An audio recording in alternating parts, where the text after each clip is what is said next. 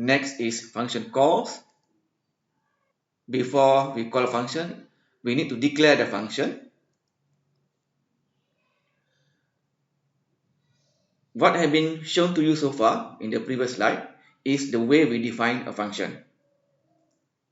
In C++, functions need to be declared also so that it can be used, especially if they are used or called before the compiler sees its definition.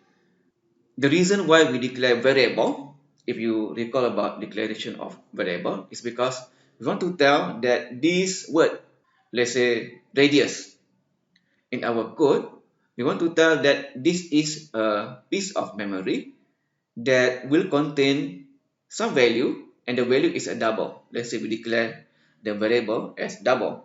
So the same thing to function. We need to tell C++ compiler or our Visual Studio that this is a function name so that the compilation can proceed. The function declaration contains the return type, just like the data type for variable, and of course the function name, just like the variable name. And the uniqueness of a function is that it will be followed by a pair of brackets that lists the parameters type in the bracket. However, later you will see that the parameter names are optional, and the function declaration will be terminated by semicolon, just like variable declaration.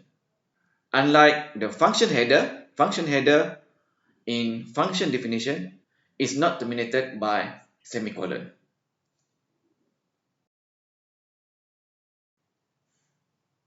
Once a function is declared and defined, we can make use of that function by calling it. What is the meaning of calling a function?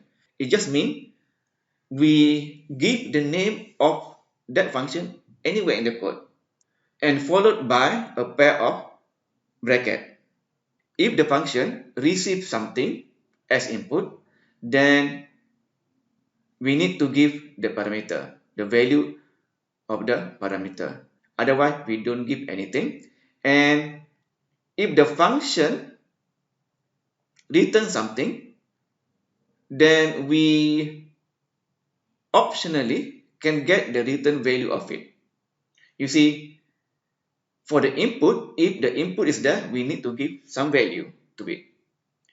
If there is no input required, then no input will be given to the function. But for the return value, either there is return value or no return value in case of void.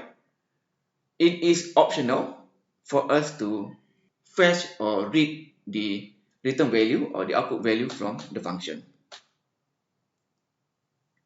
We will see an example in the next slide.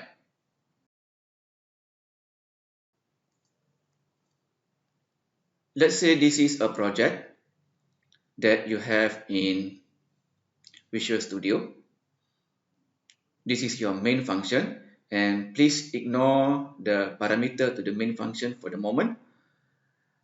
Let's say we want to have a calculation of whether or not a given year is a leap year. So we can sort of put the code here, everything in the main function. But after that, we realize that the determination whether or not a year is a leap year has to be done in a few places in our main function.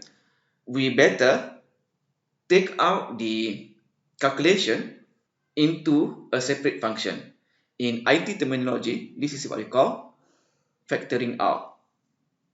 So instead of putting all code that do the testing of leap year inside main function, we want to do it in a separate function that we call isLeap. So this line is what we call the call to isLeap function.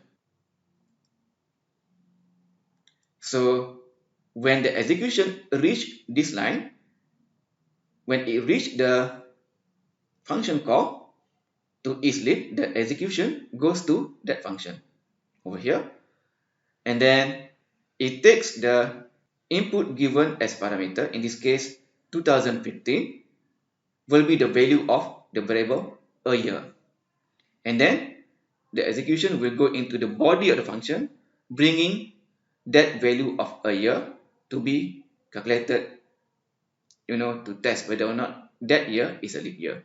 So why we omit the code in this isLib function is to show that we don't actually need to bother what is being done here. So this is what we call definition of the function. This is the call to the function. And just like the variable leap over here, before we use it, before we give a value to it, we need to declare it somewhere. So the same to the function, before we call it, we need to declare it so that Visual Studio or any compiler can tell that this is a function. How the compiler tell that this is a function is because the name is followed by a pair of bracket, but still need to be declared to tell what is the type of the return value and what is the type of the input. So we need to have a declaration of that function. Basically, this declaration is almost identical to the function header in the definition, only that the parameter is only given as data type, not as the variable name as in the definition. So this is complete. We have declaration, we have the call, we have the definition.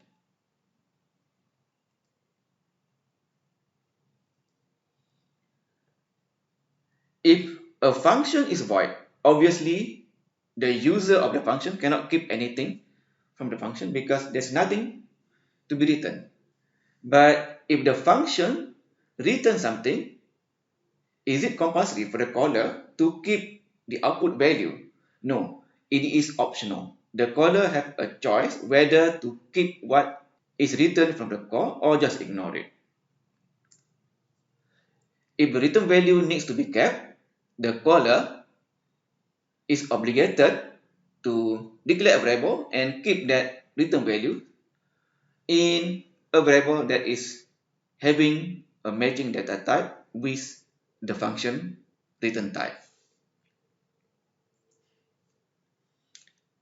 If the return value is not needed, the caller can just call the function without assigning the return value to anything.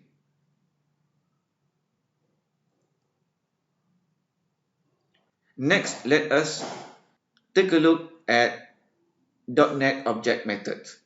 When it is object-oriented, methods actually are functions.